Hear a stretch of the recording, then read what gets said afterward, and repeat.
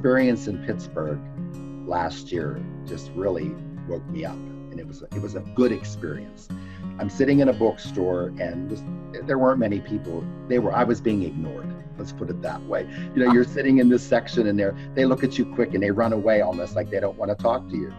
And this little boy comes running up to me. I bet he was 6 years old at the most. And he goes, "Is that a dragon?"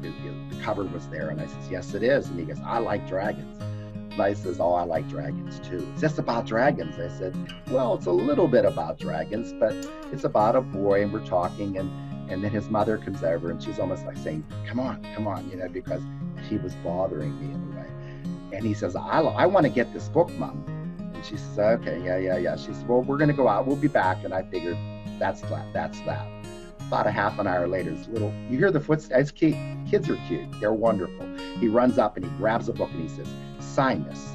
Something like that. I looked at him, he says, "I'm getting this book." And I'm looking for the mother, and she comes in and she says, "Yeah, we're going to get the book." And she says, she's reading the sign and what it's about.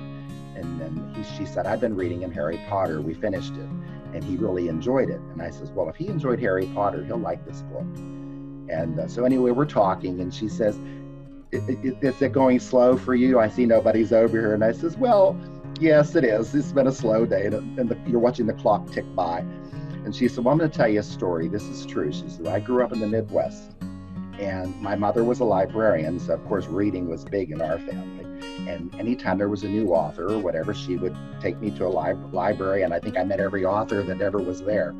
And this one day we're in the library, and there's this woman in the corner. They shove you in the corner, you know, people walk by you.